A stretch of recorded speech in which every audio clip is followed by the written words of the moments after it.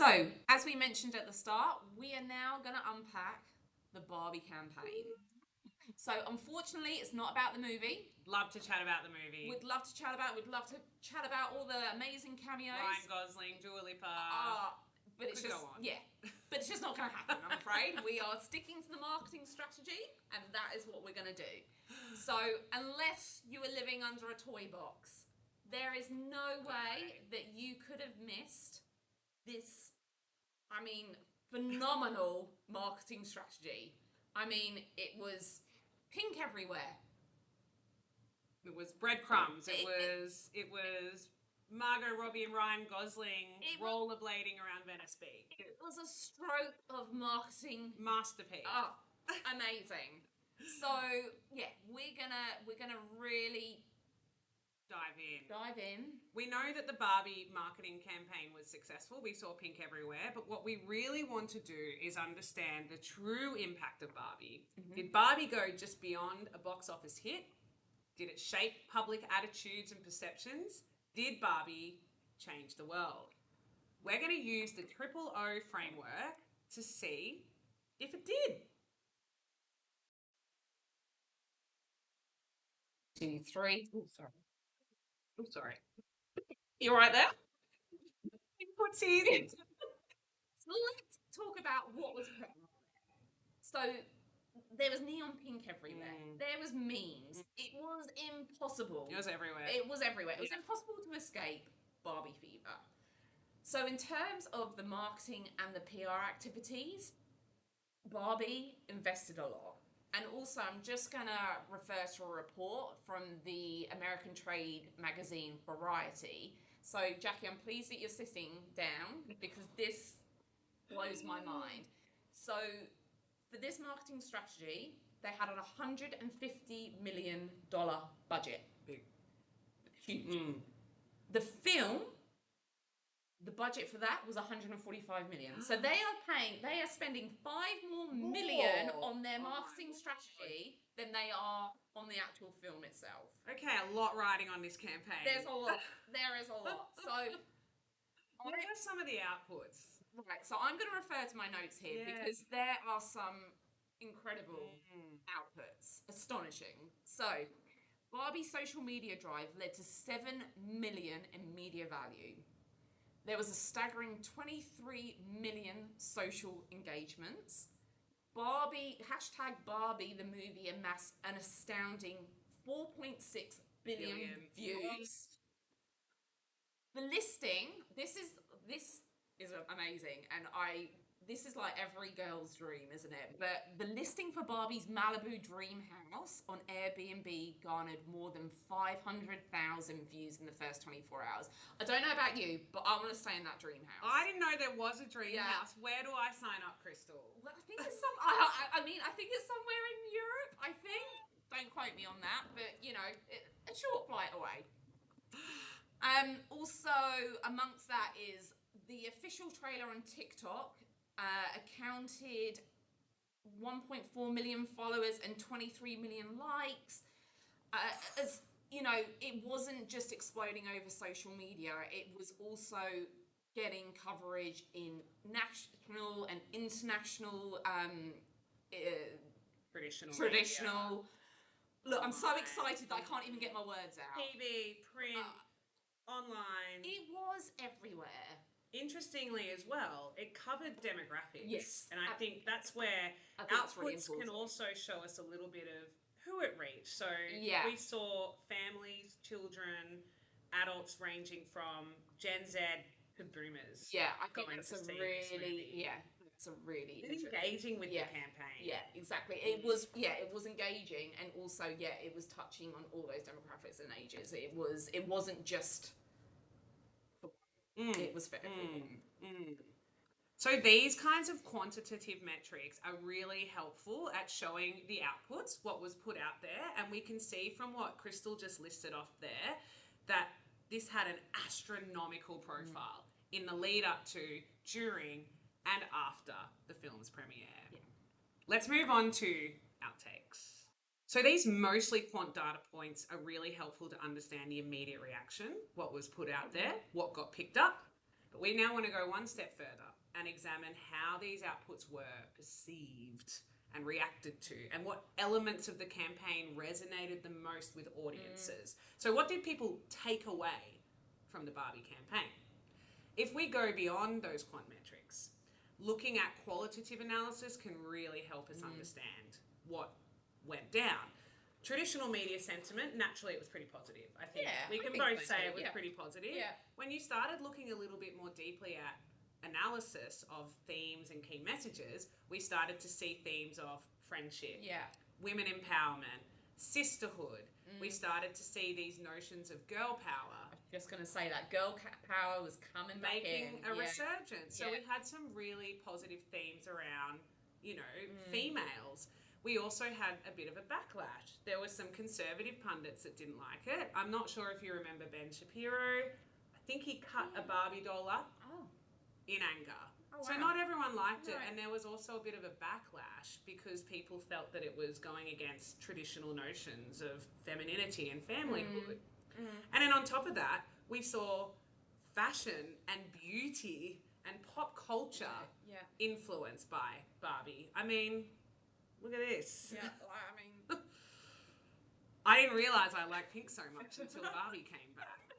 So some of these more qualitative insights really help us to understand how those outputs were initially perceived. And it tells us a little bit more of the story, and it tells us a little bit more of the picture. Now that we've looked at the outputs, the outtakes, we're now going to look at the outcomes of this frenzy. Crazy Barbie campaign. Nuts. I just don't know words for it. The more we talk about it, the more we realise how insane. Exactly. Yeah, absolutely. But I mean, I think we can all say, and just from what we've been saying, just how highly successful this was, and it has longer term. I don't want to say benefits. Benefits is probably not the right word, but impacts. Absolutely. So consequences. Yeah. So you know, it had longer impacts for business purposes. So, you know, Barbie has once again blown up, and Barbie is once again prominent in people's homes. That is with merchandise in terms of the dolls, clothing, just anything associated with that. It's also, it helps solidify brand partnerships. So with Airbnb, like we mentioned with the Barbie Dream House, also I think Zara. Zara, like clothing stores. Zara. That H&M got on board at one point. Yeah, everyone was getting involved in Barbie, and it's actually secured some long-term collaboration. I think that I read somewhere that like Burger King, it brought out like a Barbie burger with pink sauce or something. Not that I would eat that, but you know. Pink sauce. Yeah, I know. But everyone was getting involved and everyone was jumping on the Barbie mania train, which was awesome. Also, interestingly, and again, I'm going to have to refer to my notes because I don't want to get this wrong, but Mattel, who make Barbies, their stock price grew by 33%. That is... it's huge. Yeah. And so when we look at that outcome, in the context of the outputs and the outtakes, the massive original initial reaction, the positive sentiment, the excitement, the pink fashion beauty craze, that makes sense, doesn't it? It does. That stock increase makes sense. We understand now what might have contributed to that. Yeah, no, absolutely. So as far as the campaign goals, it's met its business, organisational objectives. The movie was a success. It was a box office success. Ryan Gosling got nominated for an Oscar. Margot and Greta did not, but they are definitely on the upwards of their already highly successful careers. Oh, absolutely. So there were some significant business outcomes, but I think when you look at outcomes as well, you look at the longer term impact on society and audiences. Yes, absolutely. If we look at outcomes in this context, we see something equally as important. So this campaign arguably impacted behavioural attitudes and perceptions. Yeah. The director, Greta Gerwig herself, when she set out to make this movie, she herself had an objective. Her mission statement was inspiring girls to be whatever they wanted to be as adult women. Yeah. When we look at the outcomes, when we look at qualitative metrics, we can start to identify if actually she succeeded in doing so. So longer term behavioural trends, looking at traditional social media analysis, market research, surveys, just general customer feedback, we can see that Barbie has gone from a symbol of outdated beauty standards. I was just going to say that, absolutely. To empowerment. Absolutely, Progressive brand, representing female power, girl not power. just putting that female in one box, it's putting her in Interestingly, she hasn't changed shape.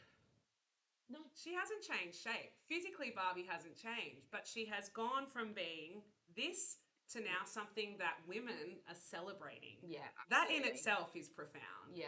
When you look at Mattel products, they have massively diversified, and even more so since Barbie. Yeah. I think they released a Down syndrome Barbie doll. They did. The first of their kind, which is incredible for representation. And I know Laverne Cox, who is a big LGBTI advocate and a trans woman, has had a doll released in honour of her. Yeah. So you can see how much that marker has changed for diversity. Girl power is sweeping the globe. Yeah. Barbie, Taylor Swift, FIFA World Cup. Yeah. You know, all of these things leveraged off each other. All of these things. We saw Barbie, World Cup, and Taylor. And with that, Barbie, Women's FIFA World Cup, Taylor Swift. All women. All women, all smashing it. Exactly. So it wasn't just an isolated thing. It was part of a bit of a broader movement, bringing girls and women back into the public discourse. Yeah. And there was, and still is, a bit of a backlash. So like I said earlier, conservative pundits do not like Barbie. Barbie is still referenced alongside other social ills, alongside other threats to sort of conventional family, traditional norms. So we are seeing, beyond just the original campaign, we're seeing quite a ripple effect on societal attitudes and perceptions as well.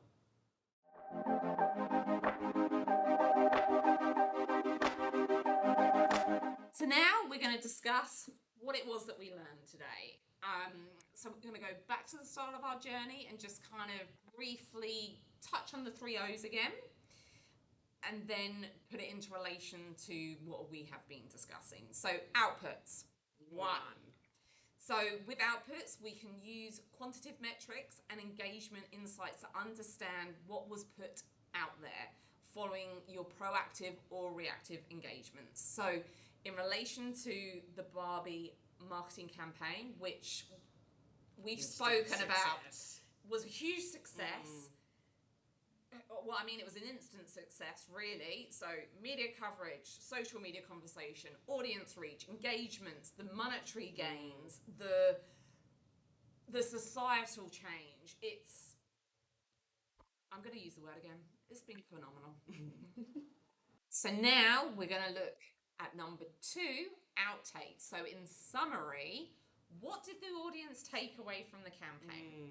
Okay, so we can use qualitative analysis to show more of this story. So in relation to the movie, the hotly discussed topics were girl power, yay, female empowerment, woo, and also a resurgence of pink, across the demographics.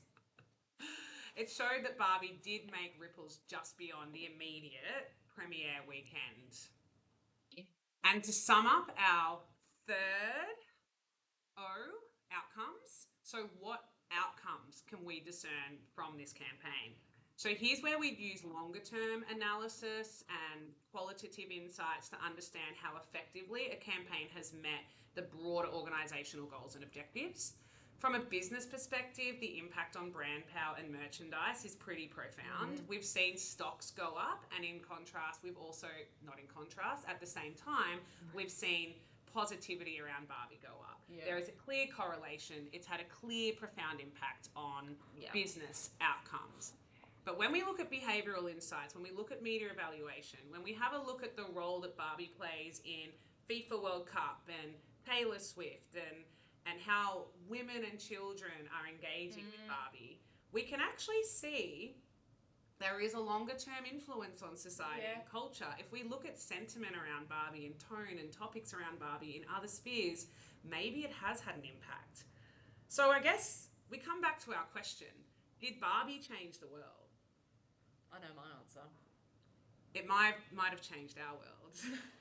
Look, it might not have changed the world, but by evaluating Barbie Mania through the 3 O's, we can see that maybe it is playing a role in influencing it just a little bit. Yeah. I hope that you found this interesting. Yeah. Please reach out. Yeah, thank you for coming along on this Barbie Mania train with us. Stay pink.